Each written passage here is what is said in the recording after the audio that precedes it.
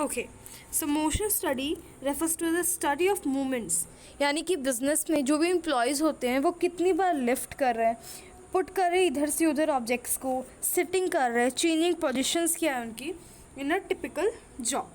सो basically guys, motion study हम लोग क्यों स्टडी करते हैं, पहले तो ये देखो, सपोज दैट आपका जो टेबल है और आपकी जो भी फाइल्स हैं जहाँ आप बैठ के काम कर रहे हो और जहाँ आपका फाइल है, ये दोनों में बहुत सारी गैप है और आपको एक एक करके अपनी फाइल को लेकर आनी पड़ रही है, तो आपके टाइम उसमें क्या हो गया, कंज्यूम करेगा। सपोज दैट आपने एक वर्क कंप्लीट किया, आपको दूसरी फाइल की ज़रूरत पड़ी, फिर आप 5 मिनट्स की दूरी तय करके वहाँ जाओगे, फिर वापस आओगे, फिर आओगे, इसमें क्या होता है, आपके टाइम बहुत ज़्यादा जाते हैं। तो लिफ्ट करते हो आप, बार बार पुट करते हो इधर से उधर ऑब्जेक्ट्स को, जैसे हम लोग फाइल का एग्जांपल लिए, सेटिंग करते हैं। तो ऐसे हम लोग स्टडी करके जो मैनेजर होता है वो ये निकाले कि एम्प्लॉय जो भी चाह रहा है वो सारा उसी के पास हो, उसे ज़्यादातर उठना ना पड़े। ये होता है मोशन स्टडी, ठीक है। उनके ऑब्जेक्टिव्स देखो, क्या मोशंस आर वेरी प्रोडक्टिव, ठीक है। मोशंस क्या होते हैं, बहुत ज़्यादा प्रोडक्टिव होते हैं। And motion are incidental, going to stores अगर देख लो तो इंसिडेंटल होता है। ये मोशन के बारे में बता रहा है कि मोशन क्या होते हैं, प्रोडक्टिव होते हैं और इंसिडेंट्स हो जाते हैं। आप कितना भी रख लो लेकिन कुछ ना कुछ आपको कम पड़ जाता है। सपोज दैट आपने ही अपने स्टडी टेबल पे कुछ रखा है और अचानक से आपकी पेन की रिफ़िल चली गई, तो अब आप स्टोर से जाओगे, ठीक है, कन्वीनियंस स्टोर में जाओगे, फट से लेकर आओगे, उस वक्त क्या होगा, आपका टाइम जाएगा। आप जितने वक्त पढ़ सकते थे उतने वक्त आप दुकान से ला रहे हो सामान, ये सब। So that is a big deal कि कंपनी यही एक तरीके से देखती है और इसी को रिड्यूस करने के लिए मोशन स्टडी बना है। And motions are very unproductive. देखो, टेलर जो है स्टॉप वॉच को यूज़ करते थे और ढेर सारे सिम्बल्स को, कलर्स को यूज़ करते थे डिफरेंट मोशंस को देखने के लिए। ओके, ये था उनका टेलर का एक तरीके से सजेशन बोलते हैं। Sorry guys. अब देखिए टाइम स्टडी क्या होता है। टाइम स्टडी एक स्टैंडर्ड टाइम होता है जो कि एक वेल डिफाइंड जॉब के लिए होता है, right. Time study suppose that हम वर्कर्स को कितने देर तक काम करवा रहे हैं। जैसे पहले लीगली था कि आप 8 घंटे काम करवा सकते, 10 घंटे 12 घंटे नहीं करवा सकते। कहीं कहीं अगर कंपनी में 12 घंटे काम करवाते हैं और आपको इंसेंटिव्स वगैरह नहीं मिल रही तो यू कैन कंप्लेन और आपकी सुनवाई भी होगी, ठीक है। अब तो आई डोंट थिंक सो है कि नहीं, आई डोंट नो, बट उस टाइम पे था, ठीक है। तो ये टाइम स्टडी होती है कि आप वर्कर्स को कितने बजे से शुरू करो, 8 से लेके 12 काम करवा रहे हो, या 8 से लेके आप उसे डायरेक्ट 7 बजे घर भेज रहे हो रात के, या आपका किस टाइम पे वो ज्वाइन कर रहा है और कब वो उसे छुट्टी मिल रही है। टाइम स्टडी होता है, ठीक है। उसको कितनी उसको एक टास्क को करने के लिए वो कितना टाइम ले रहा है, ठीक है। ये सारी चीज़ें क्या होती है, टाइम स्टडी होती है। Then after fatigue study. Fatigue study क्या होता है, फैटिग स्टडी का मतलब ही आप समझ लो रेस्ट पीरियड को गिनना, ठीक है। इसमें 3 चीज़ें आती हैं। पहले फ्रीक्वेंसी देखना, किसकी फ्रीक्वेंसी देखना कि वर्कर जो है कितने टाइम तक वर्क कर रहा है, कब उसे थकावट हो रही है और कितने कितने इंटरवल्स उसे मिल रहे हैं, इंटरवल्स का टाइम क्या है, ये सारी क्या चीज़ें होती हैं, फैटिग स्टडी में आता है। सपोज दैट आपने एक वर्कर को अज्यूम किया, हर एक वर्कर को आप अज्यूम करोगे तभी अपने डिसीजन को लोगे एवरेज निकाल के। सपोज दैट आपने अपने वर्कर को देखा कि वो 5 घंटे के बाद वो थक रहा है, ठीक है, उसकी फ्रीक्वेंसी है कि वो 5 घंटे लगातार वर्क कर सकता है। तो दूसरा वर्कर है 4 घंटे रिकैप कर रहा है, तो तीसरा है कि उसे 5-6 घंटे लग जाते हैं काम करके, उसके बाद वो जो है बैड फील करता है कि अब वो नहीं कर पाएगा या वो रिकॉल नहीं कर पाता चीज़ों को।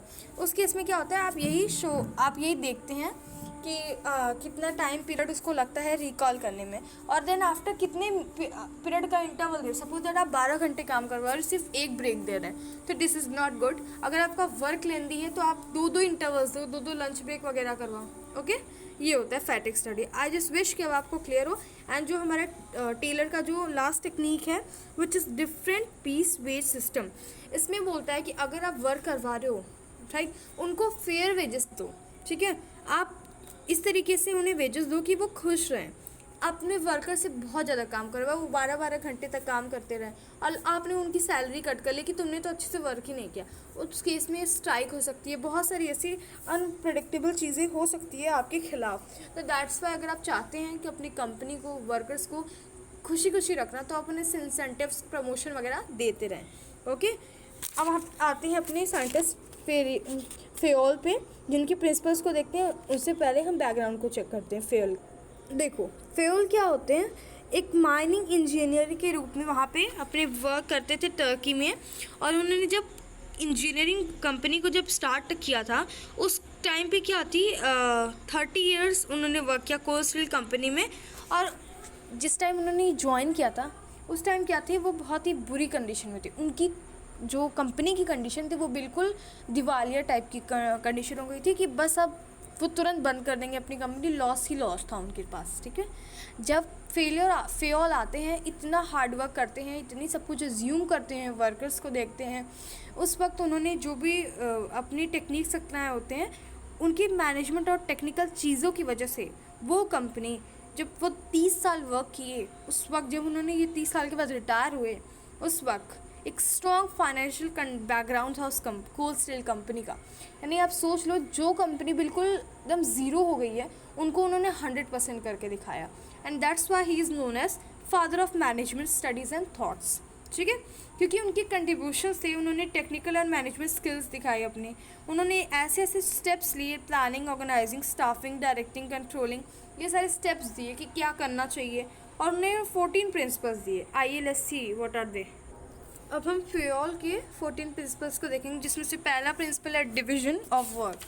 फ्योल कहते हैं कि वर्क का क्या होना चाहिए, डिवीजन होना चाहिए। ठीक है, अब बताइए आप, एक ही अगर पर्सन वर्क ढेर सारा वर्क करेगा तो उस केस में उससे अच्छा लगेगा, या फिर वो बहुत टायर्ड फील करेगा, और टायर्ड फील करने की ही वजह से वो वर्क अच्छे से नहीं कर पाएगा, इफिशिएंटली नहीं कर पाएगा।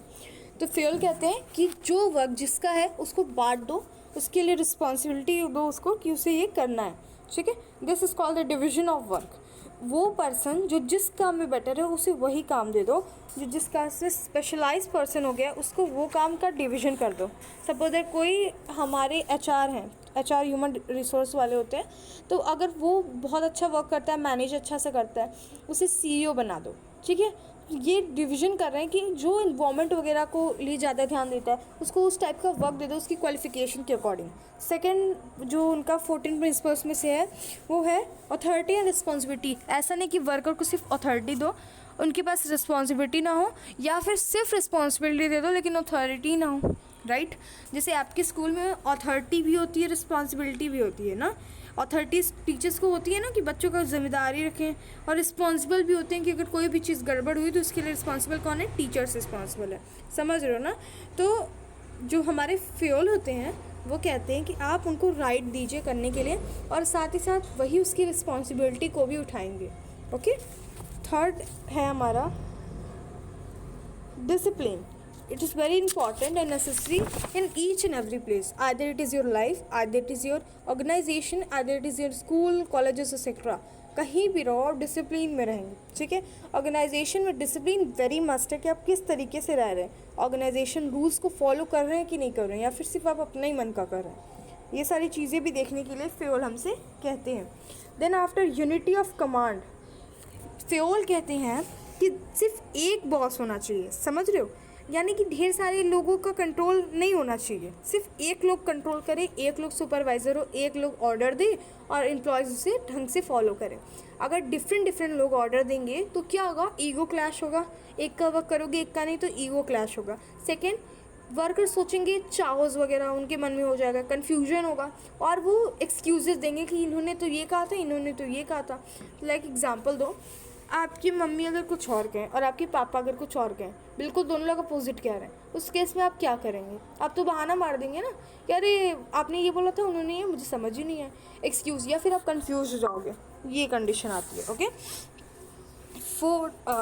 Then after unity of direction, fifth is unity of direction. Unity of direction ये कहता है जो भी हमारी ऑर्गेनाइजेशन है वो क्या होते हैं, एक सिमिलर डायरेक्शन में, उनका गोल क्या होता है, सिमिलर होना चाहिए, एक डायरेक्शन में वर्क करें। अब सपोज दैट आपने वर्क कर रहे हो कि मुझे प्रॉफिट हो जाए, एम्प्लॉय वर्क कर रहा है कि मेरी सैलरी आ जाए, और कोई और है तो वो कह रहा है अरे चलो यार मिल रहा है कुछ, यहाँ किसी काम के नहीं, कहाँ जॉब मिल गई मुझे।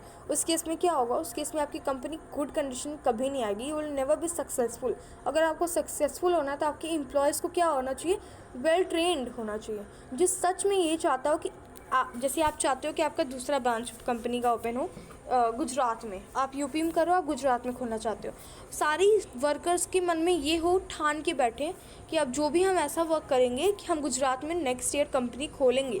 अगर यही होगा तभी हम लोग क्या कर पाएंगे, सक्सेसफुल बिजनेसमैन बन पाएंगे। Okay, then after 6 is subordination of individual interest to general interest.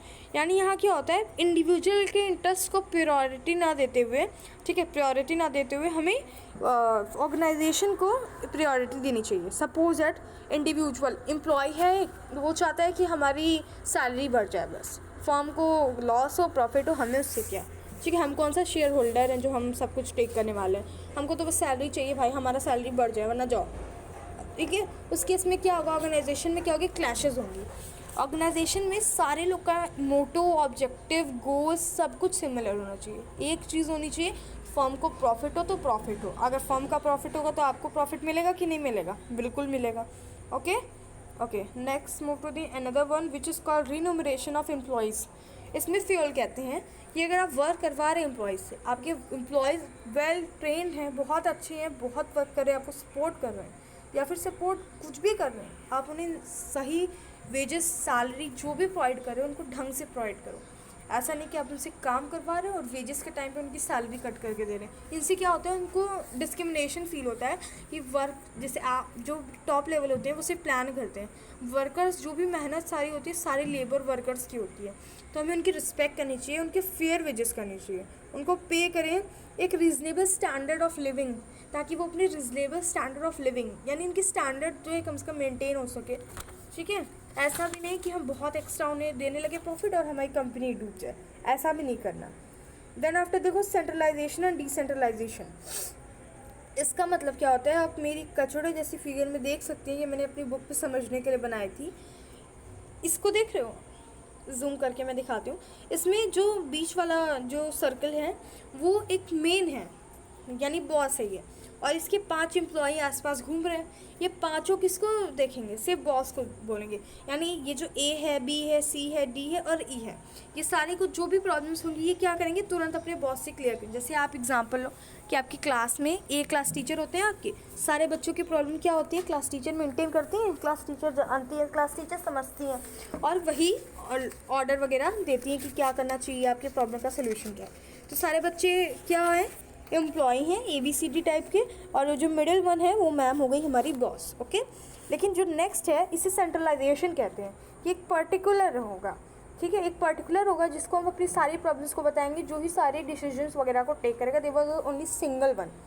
यहाँ पे देख रही है, इस दूसरे फिगर में देखिए जो कचौड़ा सा बना हुआ है, इसमें एक नहीं बहुत ढेर सारे लोग हैं, अलग अलग डिपार्टमेंट्स के लोग हैं जो अलग अलग लोगों को डिफरेंट प्रोवाइड करेंगे। सपोज दैट कि एग्जांपल लो, आपकी क्लास मॉनिटर है एग्जांपल, अब वो क्या करेगी, डिसिप्लिन, आपकी अगर डिसिप्लिन अच्छी नहीं है किसको बोलेगी, क्लास टीचर को बोलेगी, नहीं बोलेगी। डिसेंट्रलाइजेशन के केस में वो जाएगी डिसिप्लिन इंचार्ज के पास। अगर मान लो उसे बस वगैरह के से कोई प्रॉब्लम हो तो वो बस इंचार्ज के पास जाएगी, समझ रहे हो। यानी डिफरेंट चीज़ों के लिए डिफरेंट पर्सन होते हैं। ओके, ये हमारा हो गया डिसेंट्रलाइजेशन। आज इस विश अब आपको ये क्लियर होगा। ओके,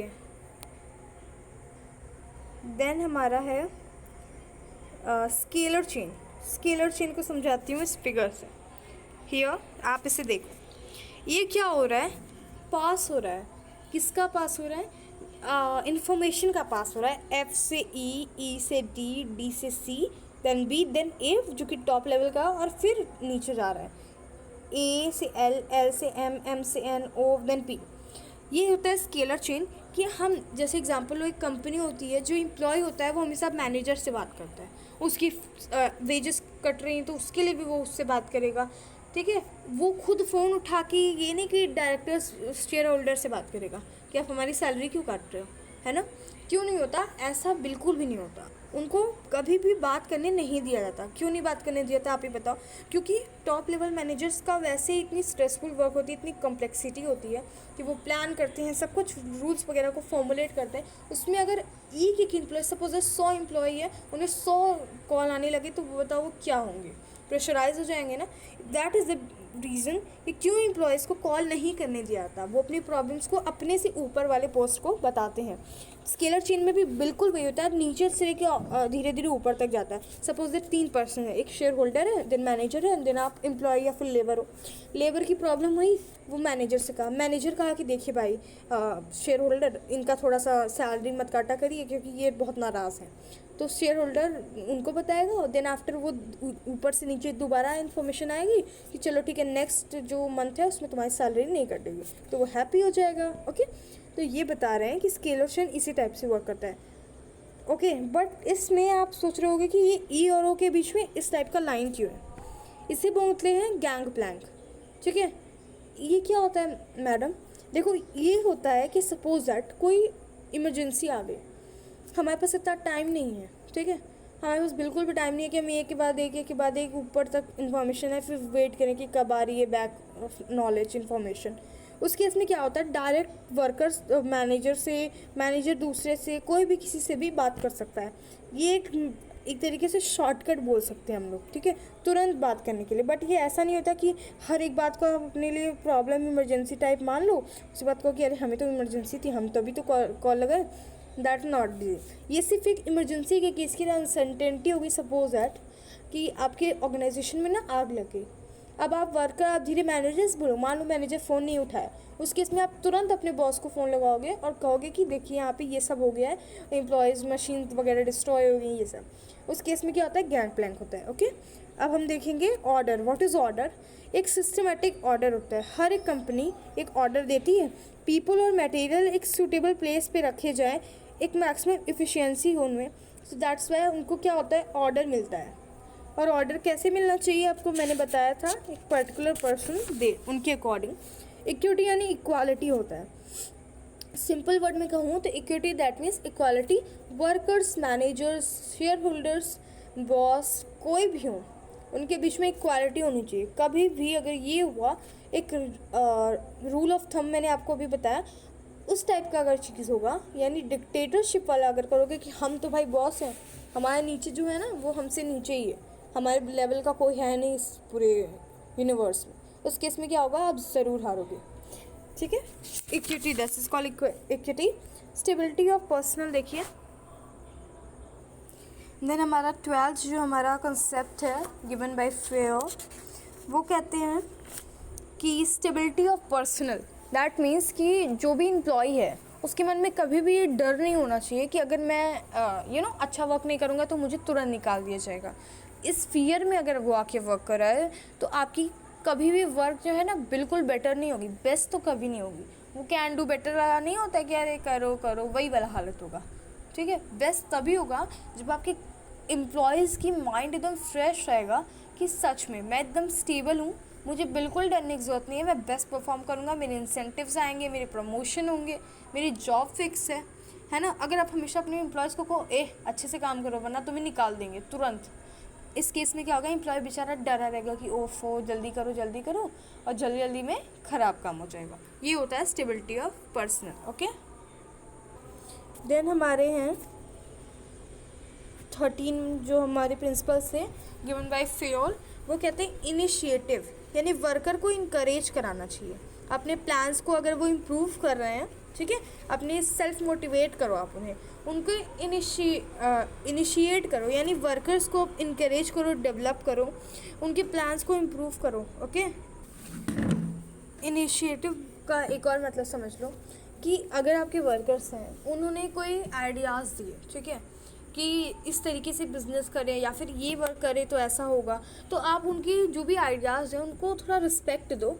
भले आप उन्हें लागू कर ना करो बट उनको अप्रिशिएट करो कि ऐसे आइडियाज़ देते रहें। एंड लास्ट है स्पाइट दी क्रॉप्स, जिसका मतलब है टीम स्पिरिट। आपकी टीम जो है हार्मोनी से काम करे, एक दूसरे पे कॉपरेशन हो, एक दूसरे पे सेल्फ बिलीव हो, रिस्पेक्ट हो। फेयोल कहते हैं कि हमेशा एक टीम स्पिरिट वर्क करना चाहिए। ओके, एंड हमारा लास्ट है, हम डिफरेंसेस देखेंगे कि फेयोल एंड टेलर का क्या डिफरेंसेस था। Let's see. ओके, डिफरेंसेस देखिए, टेलर क्या कहते हैं, टेलर के जो टेक्निक्स थे और प्रिंसिपल्स थे वो वर्कर्स की इफ़िशियंसी दिखाते थे। जैसा मैंने आपको बताया था पहले कि वर्कर के बारे में, ये भी एक वर्कर की तरह वर्क किए थे, दैट्स वाई कि इन्होंने वर्कर्स की इफ़िशियंसी दिखाई। बट फेयोल एक मैनेजर थे, दैट्स वाई इन्होंने मैनेजमेंट की इफ़िशियंसी दिखाई। Taylor started his studies and approaches from lowest level in the organisation, ठीक है। और जो फ्योल थे उनका हाईएस्ट लेवल था, क्योंकि मैंने बताया था कि जो फ्योल थे वो इंजीनियर थे। फ्योल एक great emphasis on the function of manager, और यहाँ पे जो भी स्टैंडर्ड्स ऑफ वर्क के स्टैंडर्ड्स पे टेलर ने वर्क किया था, ओके, एम्फेसिस किया था। एंड इनका फोकस जो था वो वेस्टफुल मोमेंट्स को सेव करना, सेविंग एनर्जी ऑफ वर्कर्स, ठीक है, जिससे एफिशिएंसी और प्रोडक्टिविटी दोनों इंक्रीज़ हो। लेकिन फ्योल फोकस करते हैं कि प्रिंसिपल्स को कैसे डेवलप किया जाए बेटर मैनेजमेंट के लिए, और पूरी ओवरऑल ऑफ अचीवमेंट को वो देखते थे। और टेलर के मेजर कंट्रीब्यूशन थे कि उन्होंने साइंटिफिक टेक्निक्स दी थी और साइंटिफिक प्रिंसिपल्स दिए थे। फ्योल 14 प्रिंसिपल्स दिए थे of general management. Then personality क्या थी कि Taylor develop a personality of scientist and become a father of scientific management. He was a father of scientific management. But Fayol जो होते हैं वो एक रिसर्च एंड ठीक है प्रैक्टिस करने वाले थे, प्रैक्टिस करने वाले थे। दैट्स वाई उनको एक फादर ऑफ जनरल मैनेजमेंट कहा जाता है, ओके।